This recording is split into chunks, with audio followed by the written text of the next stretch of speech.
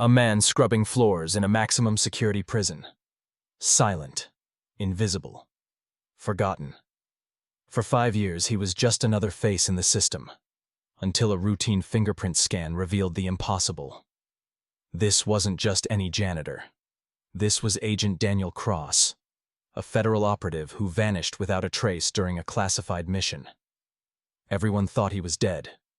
The government had closed his case. His family had mourned him. But here he was, alive, working in silence behind bars. How did a decorated agent end up as a prison janitor? What happened during those missing years? And why had he chosen to disappear? Get ready for a story that will challenge everything you think you know about identity, sacrifice, and redemption. Before we begin, make sure to subscribe to the channel, like this video, and turn on notifications. This helps us bring more inspiring stories like this to you. The ghost in the hallways. Daniel Cross pushed his mop across the gray concrete floor of D Block, his movements methodical and precise. The fluorescent lights buzzed overhead, casting harsh shadows along the prison corridor. Inmates called him Mouse. Quiet, small, forgettable. He never spoke unless spoken to. He kept his eyes down. In 5 years at Riverbend State Penitentiary, he had perfected the art of being invisible. It was a Tuesday morning when everything changed. The prison had implemented a new biometric security system, requiring all staff, even janitors, to register their fingerprints for facility access. Daniel stood in line at the administrative office, watching guards and kitchen workers ahead of him press their fingers against the scanner's glowing surface. "Next," called Officer Martinez, a heavy-set man with 20 years on the job. He barely glanced at Daniel as he gestured toward the machine. Daniel hesitated. For just a fraction of a second, his carefully maintained composure flickered. He looked at the scanner, then at the door, calculating distances and exits with the trained precision of someone whose instincts ran deeper than his current identity suggested. "Come on, Mouse. Ain't got all day," Martinez said, already looking at his watch. Daniel stepped forward and placed his right index finger on the scanner. The machine beeped. Red light. Error. Martinez frowned and reset it. "Try again." Daniel pressed down once more, his heart rate steady despite the alarms beginning to sound in his mind. The scanner beeped again, this time differently. A series of rapid beeps followed by a prolonged tone. Martinez's expression changed from boredom to confusion as text began scrolling across his computer screen. "What the hell?" Martinez leaned closer to his monitor, his eyes widening. He picked up his radio with trembling hands. "This is Martinez in admin. I need a supervisor down here immediately. And get me a line to the warden. Now." Daniel remained perfectly still, his face showing only mild curiosity. Inside, his mind was already running through scenarios, contingencies, escape routes he'd memorized years ago. He'd known this moment might come. He'd prepared for it. But standing here now, watching Martinez's face drain of color as he read whatever was on that screen, Daniel felt something he hadn't allowed himself to feel in 5 years. Fear. "Don't move," Martinez said, his hand moving to his weapon. "Don't even breathe wrong." Within minutes, the administrative office was flooded with personnel. Captain Rivera arrived first, followed by 2 senior guards Daniel had never seen work this block. They spoke in hushed, urgent tones while looking at him like he was a bomb that might detonate. "Get him to interrogation room 3, Rivera ordered. "No one talks to him. No one goes near him until the feds get here." "The feds?" Martinez asked. "For a janitor?" Rivera looked at Daniel with an expression somewhere between disbelief and awe. "That's no janitor. According to this system, we've been employing a dead man. A federal agent who disappeared 5 years ago during a classified operation." The room fell silent except for the hum of computers and the distant clang of cell doors. Every eye turned to Daniel. Mouse, the nobody, the invisible man who scrubbed their floors and emptied their trash. Daniel finally spoke, his voice different now, clearer and stronger than anyone had ever heard it. "I'd like to make a phone call." The man who vanished. Special Agent Lauren Hayes arrived at Riverbend State Penitentiary 8 hours after the fingerprint match triggered alerts across 3 federal agencies. She'd been in a budget meeting when her phone exploded with notifications, each one more impossible than the last. Daniel Cross. Alive. In custody. At a prison in rural Pennsylvania. She'd been Daniel's partner for 3 years before he vanished. She'd searched for him, grieved for him, and eventually, reluctantly, moved on with her life and her career. Now, walking through the prison's security checkpoints, she felt her carefully constructed composure cracking. The warden, a thin man named Garrett with nervous energy, met her at the entrance to the administrative wing. "Agent Hayes, I apologize for the chaos. We had no idea. He came to us through a standard employment service 5 years ago. Background check came back clean. James Miller. His papers said former maintenance worker. He was quiet, reliable, never caused problems." James Miller, Lauren repeated. It was a name so generic it might as well have been John Doe. And no one thought to question why a maintenance worker wanted to work in a maximum security prison? Garrett shifted uncomfortably. "We don't get a lot of applicants for janitorial positions. Good workers are hard to find." He had references, social security number, everything checked out. "Because he's a trained federal agent who knows how to create a false identity," Lauren said. "Where is he now?" "Interrogation room 3. He hasn't said much. Asked for a phone call. We denied it pending your arrival. He's just been sitting there, waiting." Lauren followed Garrett through a maze of corridors until they reached a heavy steel door with a small window. She looked through it and saw him. Daniel sat at a metal table, his hands folded calmly in front of him. He'd aged in 5 years, more gray in his hair, lines around his eyes that hadn't been there before. But it was unmistakably him, her partner, her friend, the man whose funeral she'd attended. "Give me the room," she said to Garrett. "Agent Hayes, protocol requires the room now." Garrett nodded and gestured for the guards to step back. Lauren took a deep breath and opened the door. Daniel looked up as she entered. For a moment, neither of them spoke. 5 years of questions hung in the air between them. "Hey, Lauren," he said finally, his voice soft. "Hey, Lauren?" She closed the door behind her, her hands shaking with anger and relief, and a dozen other emotions she couldn't name. "You've been dead for 5 years, and all you can say is, 'Hey, Lauren?' I wasn't dead, I was here. Scrubbing floors, working as a janitor, while we searched for your body, while your mother buried an empty casket." Lauren's voice cracked. "Why, Daniel? What happened to you?" Daniel was quiet for a long moment. When he spoke, his voice carried the weight of years of silence. "The mission went wrong, the Volkov operation. You remember it?" "Of course I remember. You were tracking Viktor Volkov's trafficking network. You went undercover, sent 3 reports, then nothing. We found your car abandoned near the Canadian border. Blood on the steering wheel. Your weapon was gone. Intel suggested Volkov's people had caught you." "They did catch me," Daniel said, "but not the way anyone thought." Lauren sat down across from him. "Then tell me everything." Daniel looked at the 2-way mirror on the wall, knowing others were listening. "I can't. Not here. Not yet. There are things I learned, Lauren. Things that made me realize the only way to survive, the only way to protect the people I loved, was to disappear completely. That's not good enough. It has to be." Daniel leaned forward, his eyes intense. "I need you to trust me one more time. Get me out of here. Not arrested, not processed, not sent to some federal holding facility. I need 48 hours of freedom, and then I'll tell you everything. I'll testify to whatever you need. But first, I need to finish what I started 5 years ago." "You're insane if you think I can just walk you out of here." "You can. You're senior enough now. You have the authority." Lauren studied his face, searching for the partner she'd known. "Who are you protecting, Daniel? Who was worth faking your own death?" Daniel's expression softened. "Everyone. I was protecting everyone." The prison within a prison. Lauren spent 2 hours in a secure conference room at the prison, making phone calls that climbed higher and higher up the federal chain of command. Daniel's reappearance had triggered protocols that hadn't been activated in over a decade. 3 agencies claimed jurisdiction. The FBI wanted him debriefed immediately. The DEA wanted answers about the Volkov case. And the CIA, whose interests surprised even Lauren, wanted him transferred to a classified facility. But Lauren had spent those 2 hours asking her own questions, pulling files that had been buried when Daniel was declared dead. What she found made her blood run cold. She returned to the interrogation room with a thick folder. Daniel hadn't moved.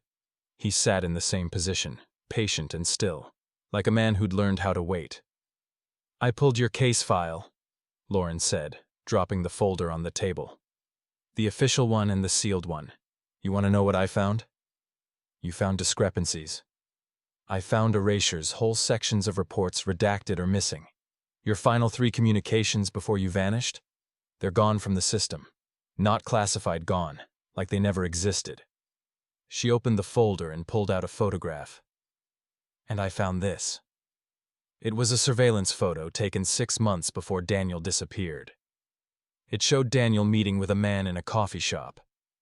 The man's face had been obscured in the original file, but Lauren had used her connections to get the unredacted version. "That's Deputy Director Marcus Holt," she said. "You were meeting with one of the highest-ranking officials in the agency. Why wasn't this in any of your reports?" Daniel looked at the photo without expression. "Because Marcus ordered me not to include it." "Why?"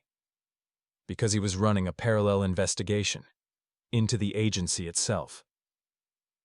The words hung in the air like a bomb waiting to detonate. Lauren sat down slowly. "You're saying the FBI had a mole?" "Not just a mole, a network.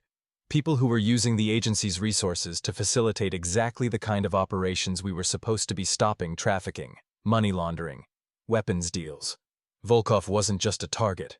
He was a business partner to someone inside." Lauren's mind raced. "And Marcus Holt was investigating this?" "Marcus suspected it. He recruited me quietly to help him gather evidence. But someone found out the night I disappeared. I wasn't grabbed by Volkov's people. I was grabbed by federal agents. People I'd worked with. They were going to kill me, make it look like Volkov had done it, close the case and bury the investigation."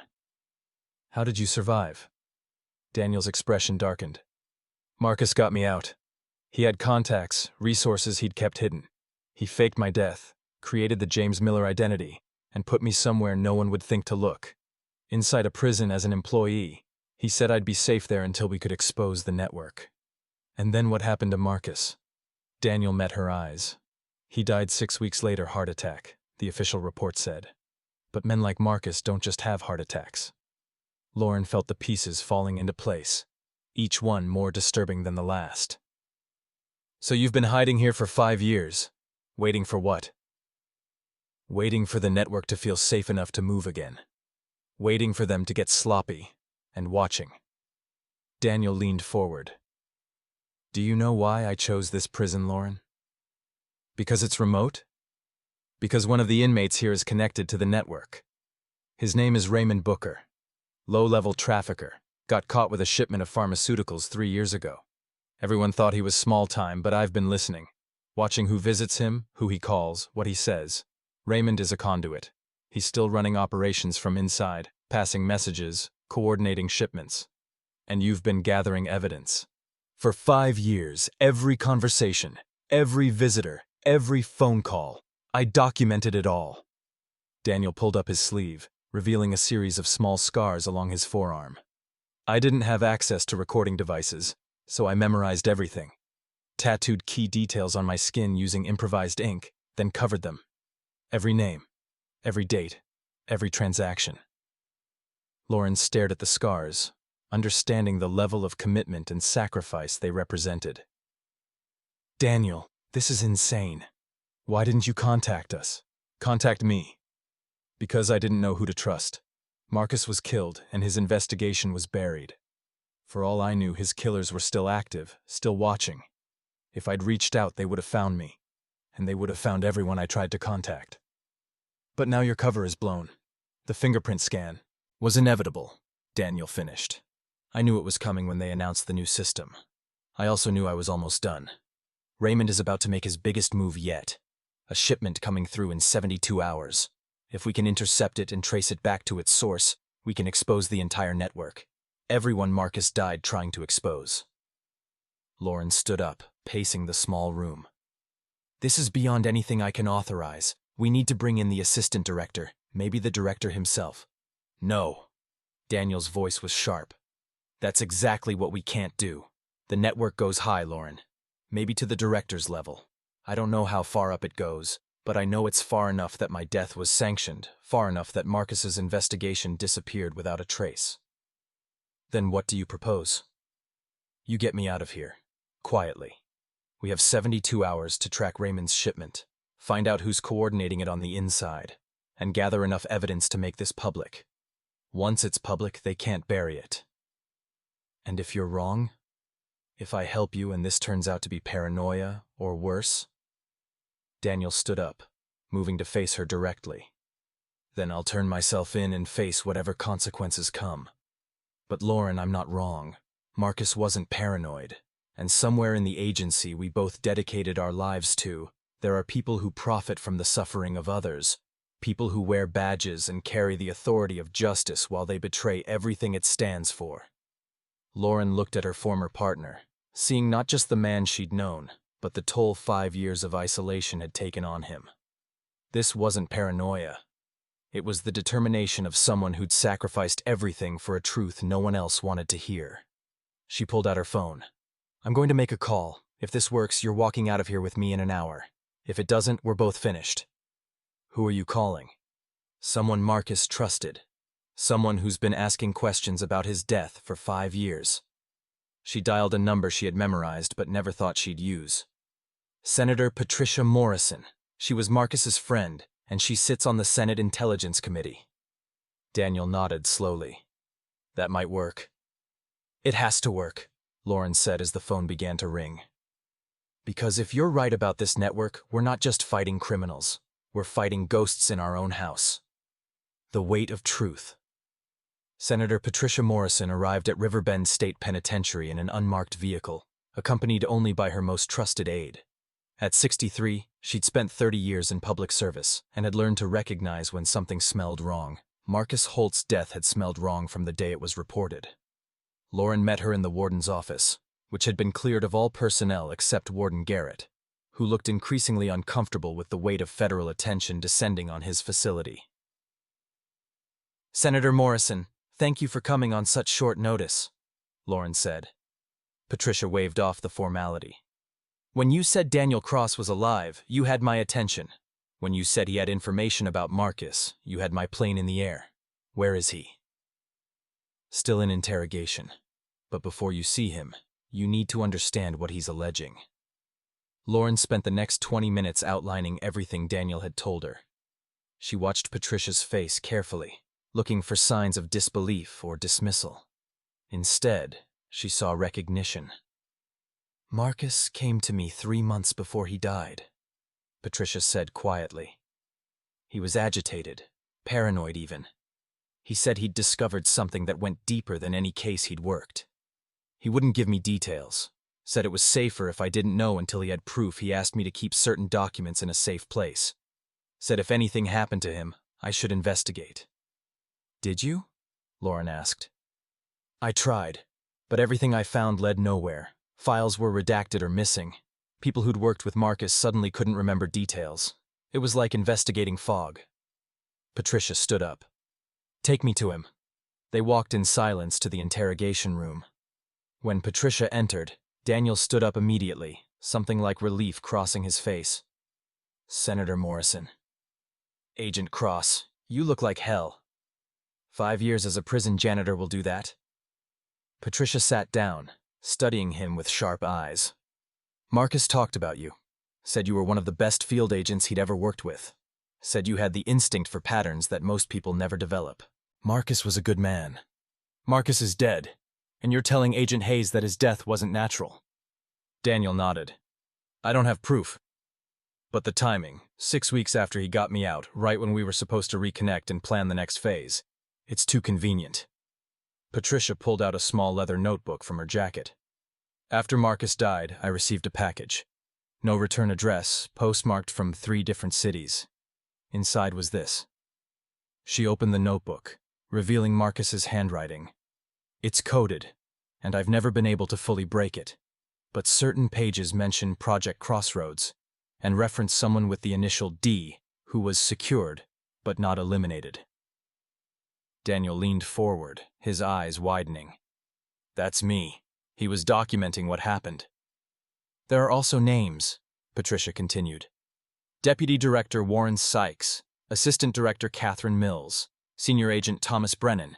Do these mean anything to you? Lauren felt her stomach drop.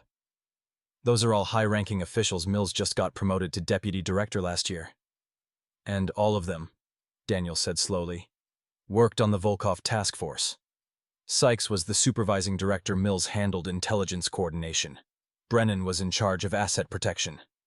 Asset protection, Lauren repeated. He would have known about your undercover status. Daniel nodded. He would have known exactly how to make me disappear. Patricia closed the notebook. If what you're alleging is true, this isn't just corruption. This is a conspiracy that reaches into the highest levels of federal law enforcement. Do you understand the magnitude of what you're saying?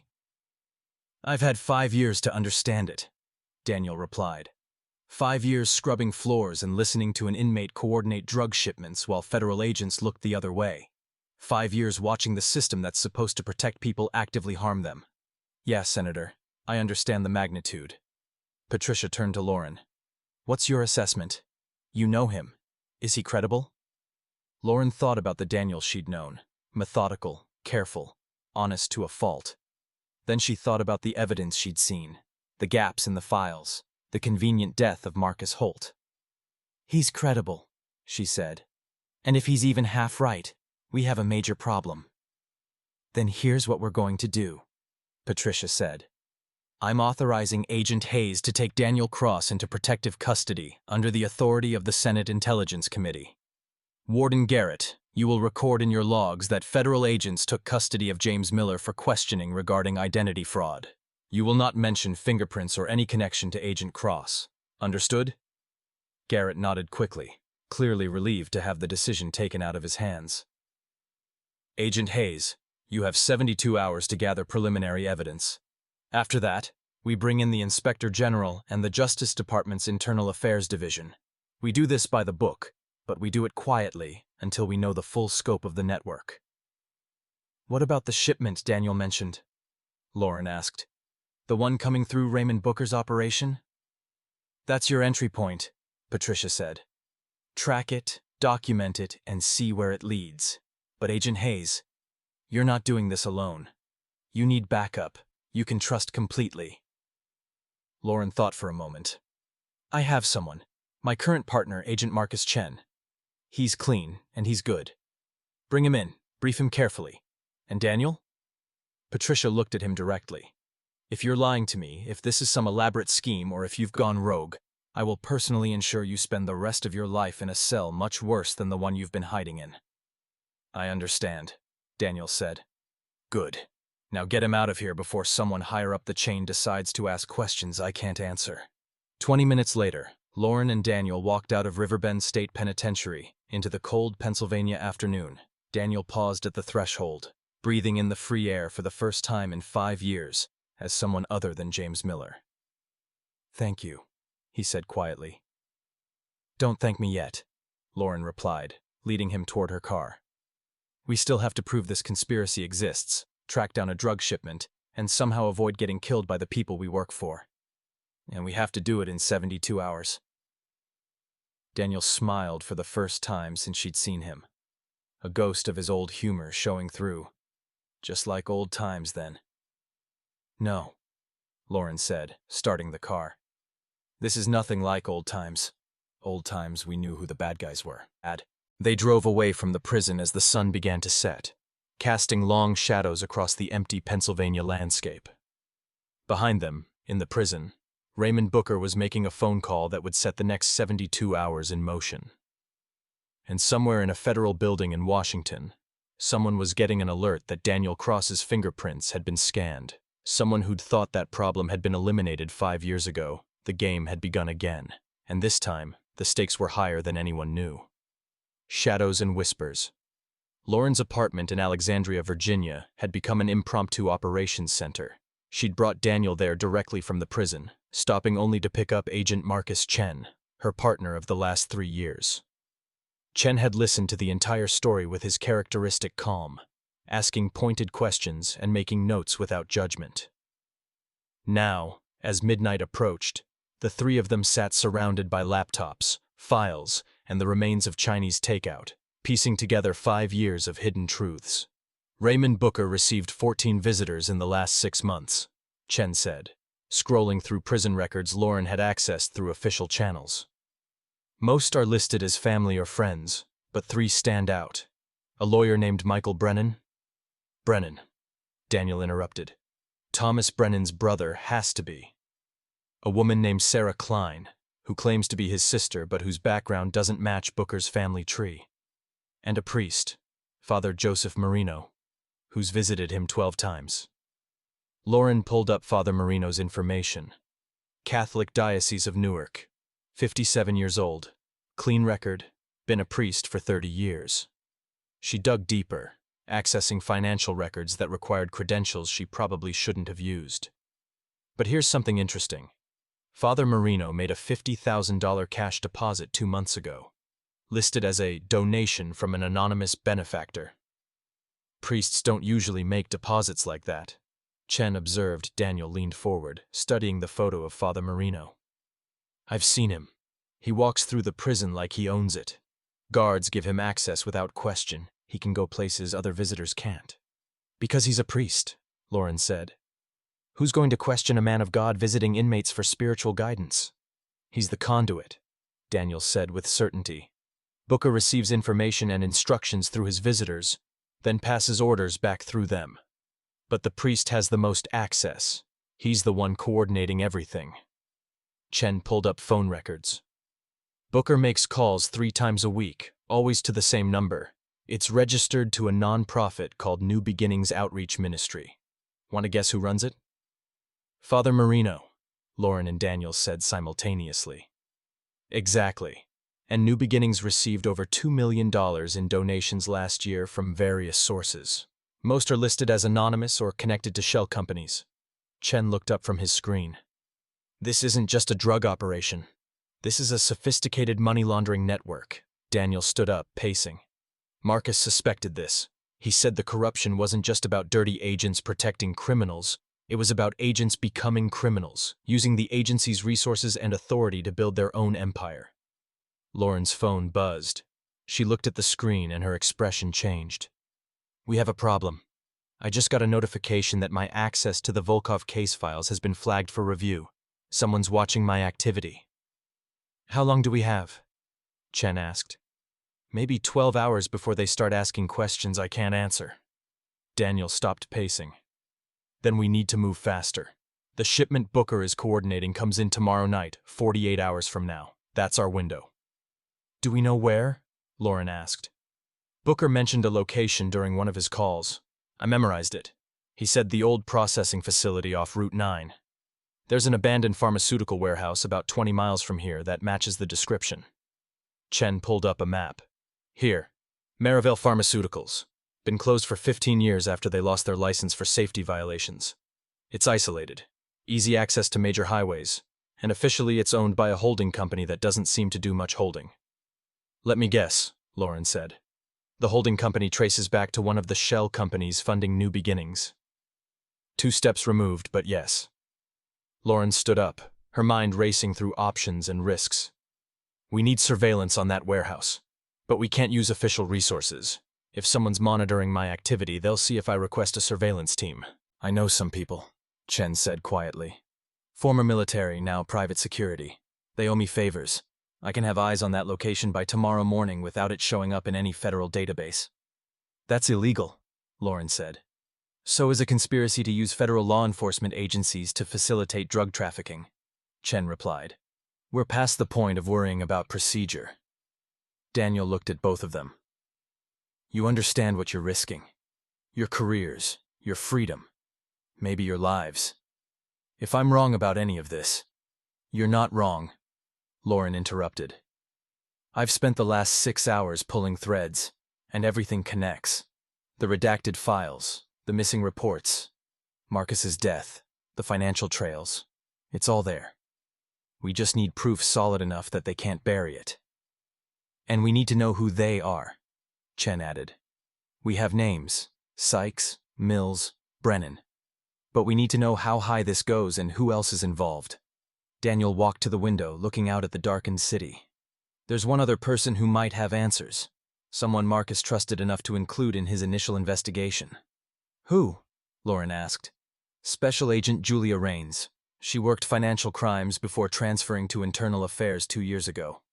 Marcus mentioned her once, said she was smart and wasn't afraid to look where others wouldn't. Lauren pulled up Rains's file. She's based out of the Hoover Building. Her cases have focused on corruption and fraud within federal agencies. Last year, she was part of a task force that took down 3 agents in the New York field office for taking bribes. That might be why Marcus trusted her, Chen said. She's already proven she'll go after dirty agents. It's also why she might be a target, Daniel warned. If she's poking around too much, the network might already be watching her. Then we need to be careful about how we approach her, Lauren said. She checked her watch. It's after midnight. We get a few hours of sleep. Then in the morning, Chen, you set up surveillance on the warehouse. I'll reach out to Agent Rains, carefully. Daniel, you stay here and stay out of sight. As far as official records show, you're in federal protective custody in an undisclosed location. I can't just sit here while you two… You can, and you will, Lauren said firmly. You're our ace in the hole, Daniel. The evidence on your skin, the details you memorized, everything you witnessed. If this goes sideways, you're the insurance policy. Senator Morrison knows where you are. If something happens to Chen and me, you go to her with everything.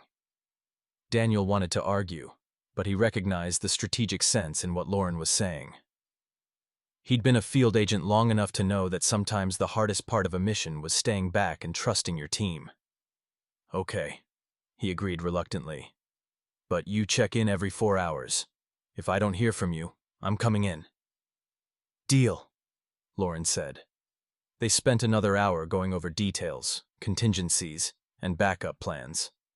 By 2 a.m., Chen had left to make arrangements with his contacts. Lauren set up the guest room for Daniel, providing him with a burner phone and strict instructions to use it only in emergencies.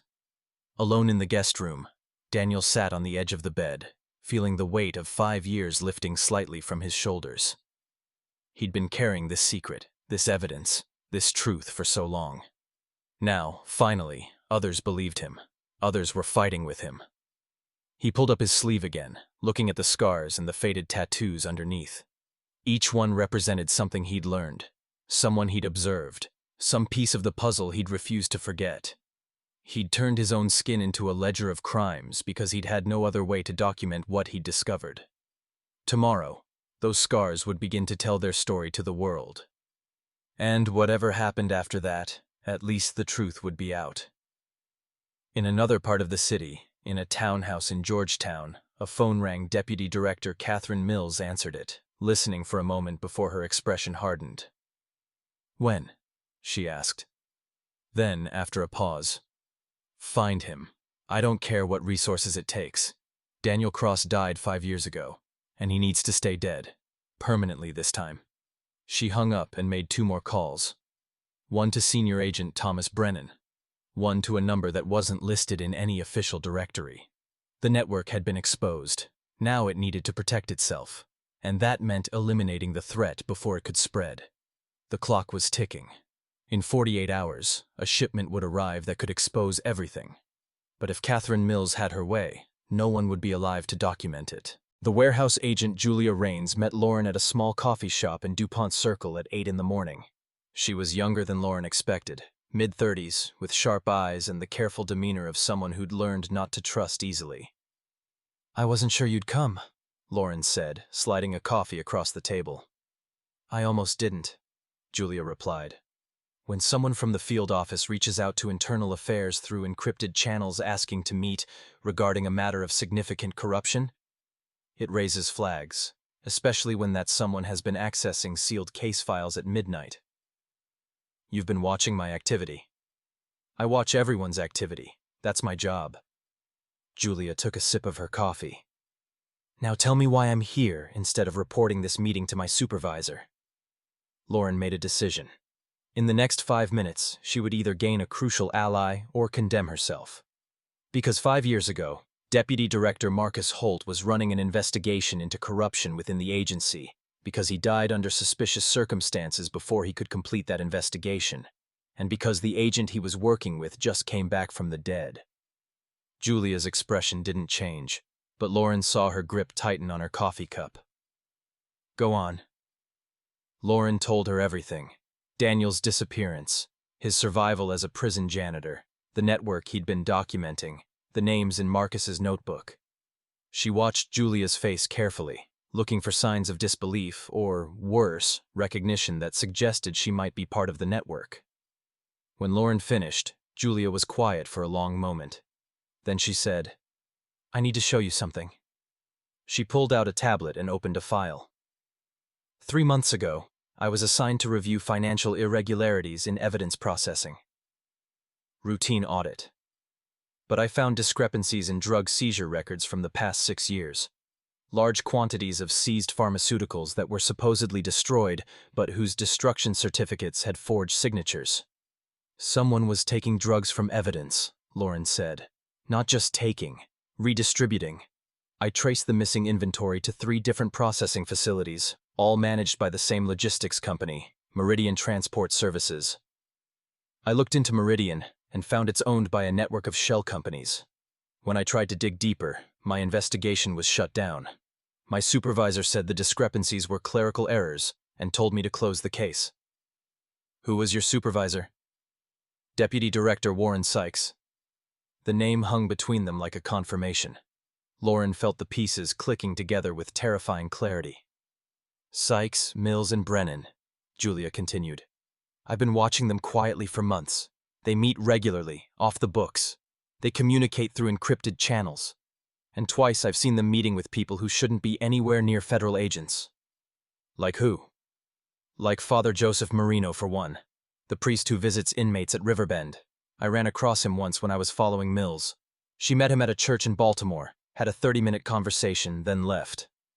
When I looked into Marino, I found his nonprofit receives funding from the same shell companies connected to Meridian Transport. Lauren felt vindication and dread in equal measure. How high does this go? I don't know, but it's high enough that my investigation was killed with one phone call. High enough that questioning it could end my career, or worse.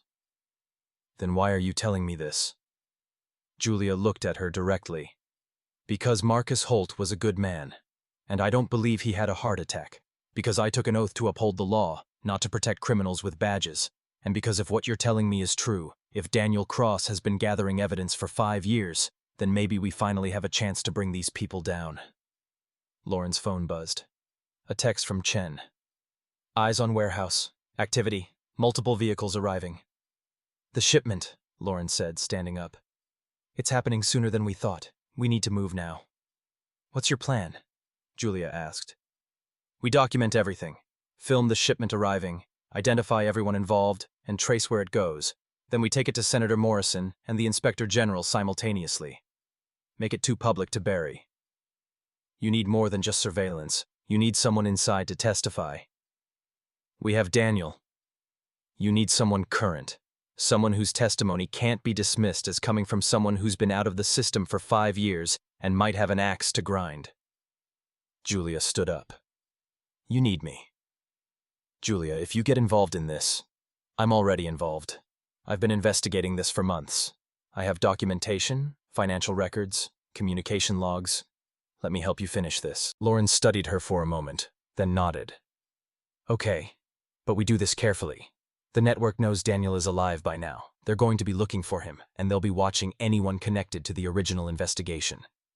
Then we use that, Julia said. We make them think they're ahead of us while we gather the evidence we need. They left the coffee shop separately, Julia heading back to her office to retrieve her files while Lauren drove to the location Chen had set up as their surveillance point, an abandoned office building with a clear view of the Merivale warehouse. Chen had done good work. He'd set up cameras at 3 different angles, all feeding to laptops in a makeshift command center on the 3rd floor. 2 of his former military contacts were positioned as spotters, reporting movement around the warehouse. What do we have? Lauren asked, joining him at the monitors. 4 vehicles so far, 2 cargo vans unmarked, 1 SUV with federal plates, and a sedan that matches the description of Father Marino's car. Chen zoomed in on one of the cameras. And look who just arrived. Lauren watched as a familiar figure stepped out of the federal SUV. Senior Agent Thomas Brennan, in full tactical gear, directing others as they set up around the warehouse. "They're using federal agents to protect the shipment," Lauren said, her voice tight with anger. "Not just protect, facilitate." Chen switched to another camera angle. "Watch." They watched as the cargo vans backed up to the warehouse loading dock.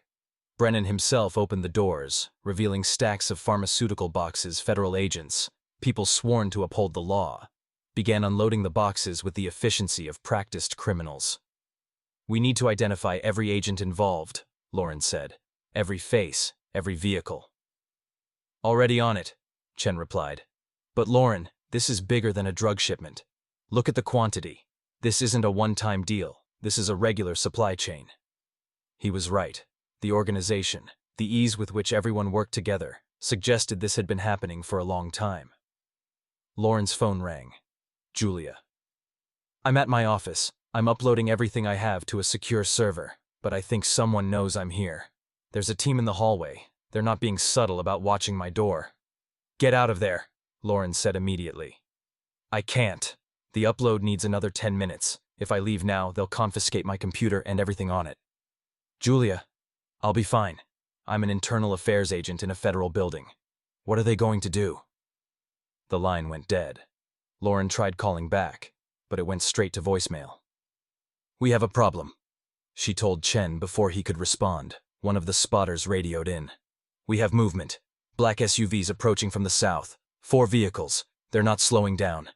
On the monitors, they watched as the SUVs converged on the warehouse with tactical precision men in tactical gear poured out, weapons raised. But they weren't there to stop the drug shipment. They were there to protect it. From the lead SUV stepped Deputy Director Catherine Mills, and Lauren felt her blood run cold. "She's here," Lauren said. "This isn't just under her protection. She's directly involved." They watched as Mills walked up to Brennan, and even without audio, the body language was clear. This was her operation. Brennan reported to her. Then Mills did something that made Lauren's stomach drop. She pulled out her phone, made a call, and pointed directly at the building where Lauren and Chen were conducting surveillance. "We're burned," Chen said, already moving. "We need to go. Now."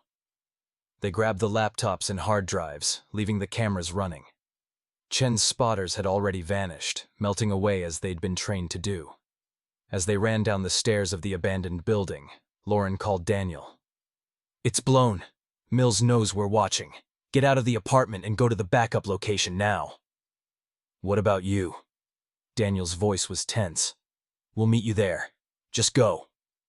They burst out of the building and into Chen's car, pulling away just as 2 of Mills's SUVs rounded the corner behind them. "They're following," Chen said, accelerating onto the highway. Lauren looked back at the vehicles pursuing them. Federal agents, people she might have worked with, now hunting them like criminals. "We need to get this evidence to Senator Morrison," she said. "Not with them on our tail. We need to lose them first." Chen drove with the skill of someone trained in tactical evasion, but they were in a civilian vehicle being pursued by federal agents with unlimited resources. Lauren's phone rang. A number she didn't recognize. She answered it, putting it on speaker. "Agent Hayes." It was Catherine Mills' voice, calm and cold. "You're interfering with a federal operation. Stop your vehicle and surrender immediately." "Federal operation?" Lauren said. "Is that what you call drug trafficking?" "You don't know what you're dealing with. This is bigger than you understand. Bigger than a few corrupted agents." "Then explain it to me." "I can't not over the phone. But if you continue down this path, you'll force me to take actions I'd rather avoid. You're a good agent, Hayes. Don't throw your career away over a ghost story from a dead man's investigation. Marcus Holt was murdered. Marcus Holt was a paranoid man who saw conspiracies where there were only complex operations. He died of natural causes, and the sooner you accept that, the better." "And Daniel Cross?" There was a pause. "Daniel Cross is a complication that will be resolved, along with anyone who helps him." The call ended. Chen looked at Lauren. "That sounded like a threat." "That was definitely a threat." They drove in silence for a moment, both understanding that they'd crossed a line from which there was no return. They weren't just investigating corruption anymore. They were targets. Lauren's phone buzzed with a text from an unknown number. Julia Raines in custody. Evidence confiscated. You're next. They have Julia, Lauren said quietly. Chen's jaw tightened. Then we make damn sure her sacrifice means something. We get this evidence out, expose everything, and we don't stop until everyone involved is behind bars. Behind them, the federal SUVs continued their pursuit, and ahead of them, the path forward was uncertain and dangerous. But they had evidence. They had truth. And somewhere in Alexandria, Daniel Cross was waiting with 5 years' worth of documented crimes written on his skin. The game had reached its critical phase, and in the next 24 hours, either justice would prevail or everyone who knew the truth would disappear. The reckoning. Daniel was gone when Mill's team kicked in the door of Lauren's apartment 20 minutes after she'd called to warn him. They tore the place apart looking for evidence, but Lauren had been careful. Everything that mattered was encrypted and backed up in multiple locations. She and Chen drove to the backup location, a storage facility in Maryland where Chen kept a unit under a false name. Daniel was waiting, along with Chen's 2 spotters who'd extracted from the surveillance position. We're out of time, Lauren said, spreading the laptops across the hood of the car. Julia's in custody, Mills knows we have evidence, and we have federal agents actively hunting us. Then we go public, Daniel said. Now all of it. We need Senator Morrison to make this stick, Lauren replied. Without her authority, this becomes rogue agents making wild accusations. We need someone with credibility to stand behind us. Chen was working on one of the laptops. I'm uploading everything to the secure server Senator Morrison set up, but the upload is slow. It's going to take at least an hour to transfer all the surveillance footage and files. We don't have an hour, one of the spotters said. He was monitoring police scanners. They've put out a bolo for your vehicles, and they're accessing traffic cameras. They're going to find this location. Daniel looked at Lauren. Then we split up. Chen stays here and finishes the upload. You and I go to Senator Morrison directly. They'll be watching her, Lauren said. Maybe. But she's a United States Senator. They can't just grab her without questions being asked. If we can get to her, brief her in person, she can make this public before they can stop her. It was a risk. Everything about this was a risk. But they were out of options that didn't involve risk. Okay, Lauren agreed. Chen, finish that upload and then disappear. Don't go home. Don't use your credit cards. Stay off grid until you hear from me or the senator. Chen nodded. Be careful. Lauren and Daniel took Chen's car, it hadn't been flagged yet, and drove toward Capitol Hill. Senator Morrison's office was in the Hart Senate office building, and at 2 in the afternoon on a Thursday, it would be full of staffers, visitors, and security. We walk in the front door, Lauren said. We're federal agents. We have credentials. We act like we belong there. Until someone runs those credentials and sees they've been flagged, Daniel pointed out. Then we move fast. They parked in a public garage and walked the 3 blocks to the Hart building. Lauren kept her badge visible, but not obvious. Daniel wore a baseball cap and sunglasses Chen had given him, looking like 1,000 other people who visited the Capitol complex every day. Security at the entrance was thorough but routine. Lauren showed her credentials, and Daniel presented a visitor's pass that Chen had expertly forged. They made it through the metal detectors and into the building. Senator Morrison's office was on the 3rd floor. They took the stairs rather than the elevator, trying to minimize cameras and potential witnesses. At the 3rd floor landing, Lauren paused, listening. Voices in the hallway. Too many, too urgent. She cracked the door and looked out. Federal agents.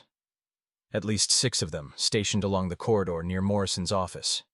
They're here, she whispered to Daniel. They got here first. Then we need another way in. They retreated back down the stairs, Daniel's mind racing through the building's layout he'd studied during his years in the field. Service corridors. Every government building has them. Maintenance and security personnel use them. They found a service door on the 2nd floor, picked the lock with tools Chen had provided, and entered the narrow corridors that ran behind the public spaces. It was a maze of passages, but Daniel navigated it with the certainty of someone trained to always know his exits. They emerged on the 3rd floor near the senator's office, coming out through a janitor's closet. Daniel couldn't help the bitter irony. 5 years as a janitor, and now that knowledge was helping him navigate back into the world he'd left behind. The corridor was empty. The agents were still positioned at the main entrance to Morrison's suite. Lauren and Daniel moved quickly to a side door marked Private and knocked quietly.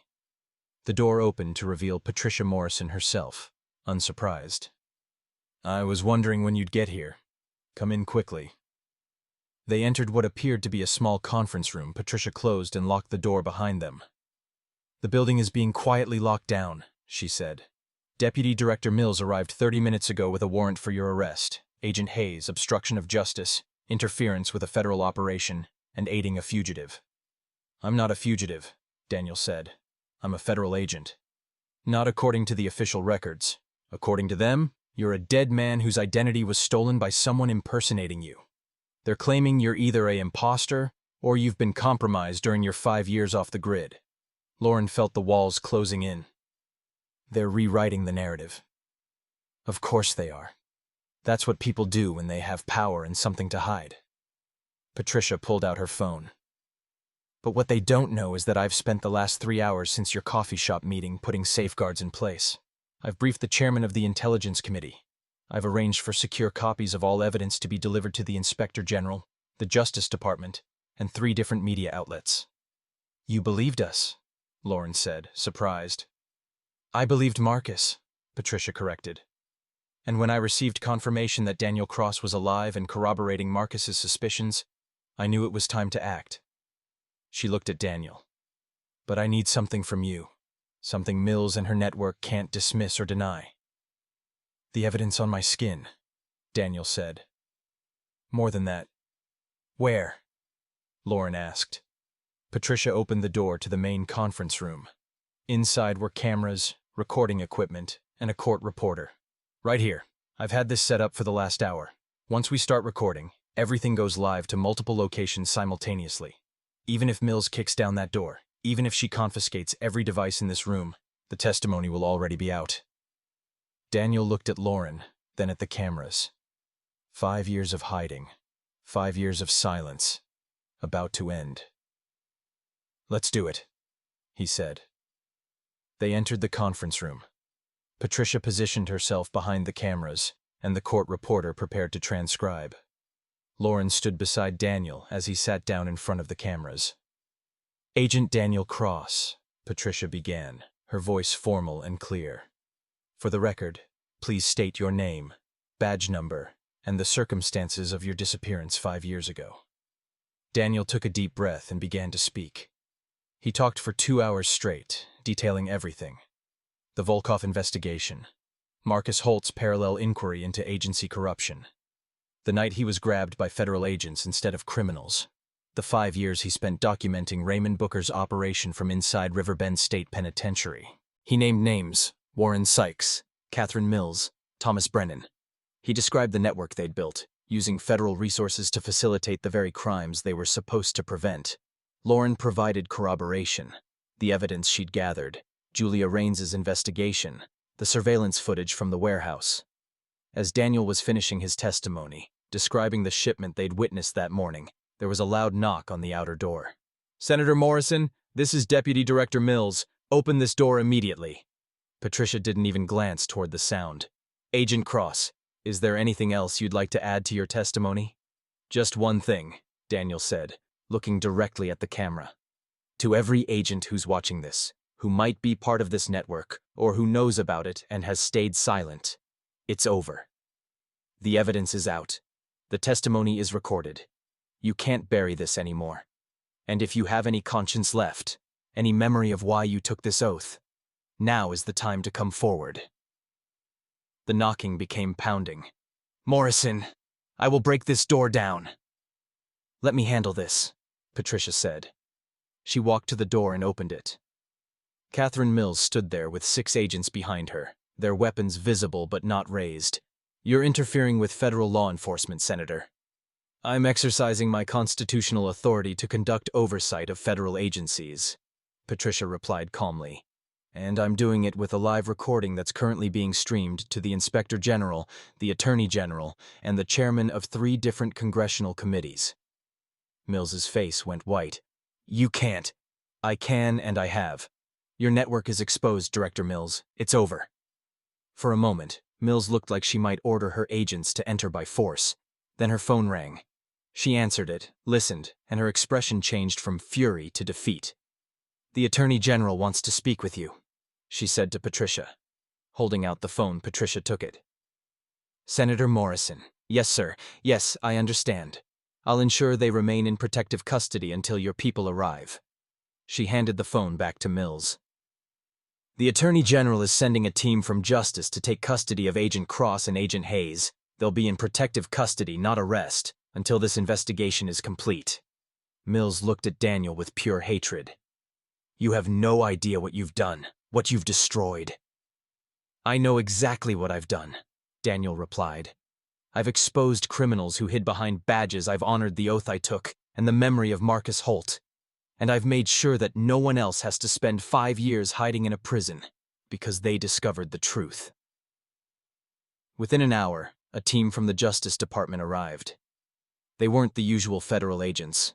These were from the Inspector General's office, specifically trained to investigate corruption within federal agencies. Daniel and Lauren were taken into protective custody, but not as prisoners. They were witnesses, protected by the highest levels of government oversight. Over the next weeks, the network unraveled. Warren Sykes was arrested trying to flee to Brazil. Thomas Brennan turned state's evidence, providing details of operations going back a decade. Catherine Mills refused to cooperate and was charged with multiple felonies. Julia Raines was released from custody and received a commendation for her investigative work.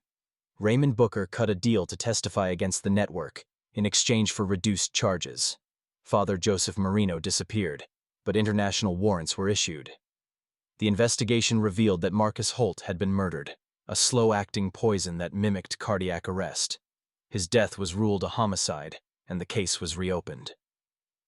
2 months after Daniel's testimony, Lauren received a call. It was the director of the FBI himself, personally apologizing for what had happened, and offering Daniel his position back with full reinstatement.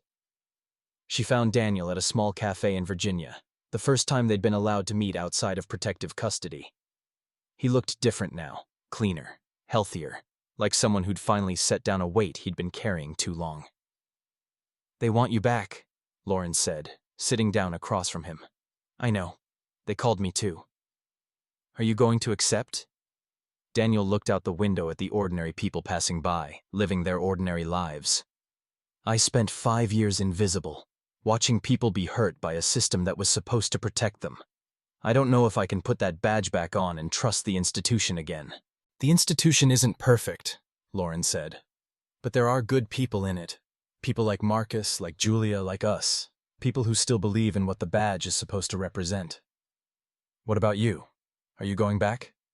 I never left. I'm still an agent, but I'm requesting a transfer, internal affairs. Someone needs to make sure this never happens again. Daniel smiled. That sounds right for you.